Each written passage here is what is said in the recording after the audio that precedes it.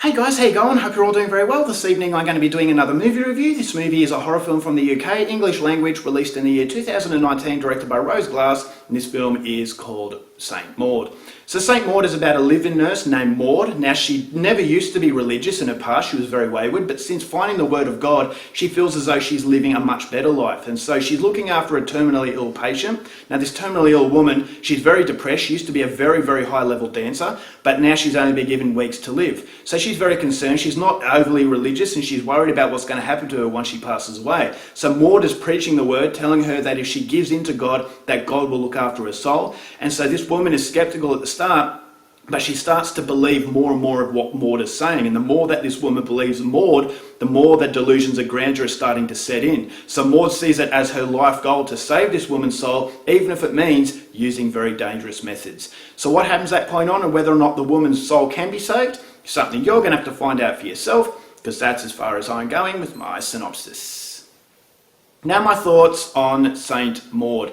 This movie was absolutely incredible. I have to say, this movie really met the expectation, which was the most surprising aspect of my movie-going experience with this one. Now, a lot of the times in my previous reviews, I've said that unrealistic expectations can really kill a film. And those unrealistic expectations are based on outside influence. When everyone is praising a movie, you really set it based on what others are thinking, not what you were actually thinking. And so most of the time, you can trick yourself into thinking that a really good movie was bad because it didn't reach that expectation. And so if you go into a movie with a very fresh slate, you actually tend to enjoy a film a lot more. So that was my worry with Saint Maud. I thought, okay, well, I really want to love this film because it really sounds good, but ultimately the reality was that it wasn't going to meet that expectation, which is why I was so blown away that this movie was even better than I was expecting, is because this movie is made by an absolute masterclass of a director. Hadn't really heard of Rose Glass before, but if this is anything to go by, I'm really excited to see what this director can produce next, because this film was ultimately a horror orchestra.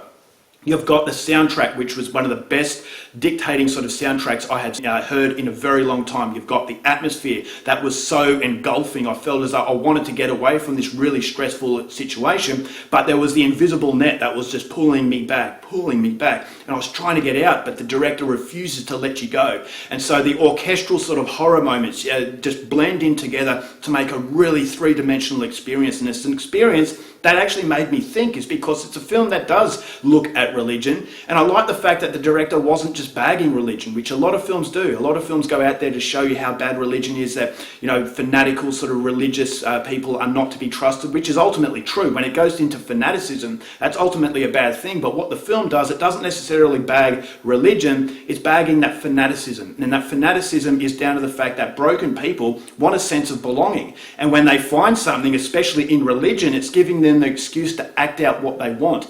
And so if you say to yourself, this didn't work, but okay, I was just following the Word of God, you're ultimately compensating for something. And that something is that sense of control, is that sense that I want to be someone better than what I am, but in the end, what I'm doing is actually making the situation worse. And so that's what Rose Glass does. She gives you a situation that is just spiraling out of control. It's just one horrible situation after another, and when Maud tries to rectify a situation, it just gets worse and worse. And I always felt as though that's pulling me into a situation where I knew that the finale was going to be absolutely horrible. And when the finale hit me, I couldn't forget it in a long time. It was actually a few days before I could actually get that searing image out of my mind. And so this is a harrowing experience, intensified through the absolutely phenomenal visuals. I thought as though it was a very downbeat and depressing film. It felt like a broken film, in that it was broken people and just a hopeless situation. And as I said, that God, that aspect of God, the aspect of, a greater being,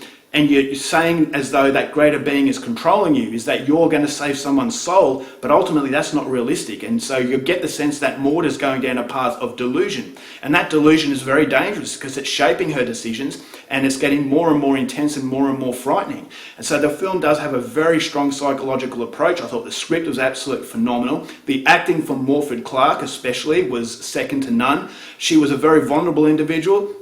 And her past really suggested that she was broken, but it doesn't give you a lot about her past. It just gives you enough to realise that she's not so timid, she's not so harmless after all, because at the start of the film, okay, we get the sense that she's a nurse, she's doing a good thing, but then as we get to know more and more about her, we start to realise, okay, she really needs help. and she believes that she's in control, but ultimately reality suggests something completely different. So the relationship between Maud and this cancer patient I thought was phenomenal. I thought the cancer patient was getting closer and closer to Maud, but there were moments to this cancer patient where I thought, all right, well, what is her angle? And so it's a level of mystery that creates a lot of suspense, and it evolves, it snowballs into what was, as I said, the unforgettable finish. So the pacing of the film was absolutely phenomenal, and as I said, the ending will leave you gobsmacked. It really hit me quite hard. It's one of the most harrowing experiences that I've had. The psychological tension just mounts up, and it just raises the hairs on the back of your neck, and that's not something that happens every day in horror. Lately, horror has been really disheartening. I've been very disillusioned with this genre, but this is an example of what is genuine horror, and it just gives me a renewed hope that horror is not lost. And so every now and then films like this come along, which makes the bad horror films worth it, because I still know that amongst all the ruins there is still that gem, and St. Maud is definitely that. So if you want a really tense psychological experience, go out there and see this film. I thought St. Maud is a modern masterpiece, and I'm definitely going to watch this one again, and it's one of the rare occasions where I'm actually going to give a film 5 stars. Alright guys, that's it for my review. Hope you enjoyed it. Till next time, keep watching movies, and I'll see you later.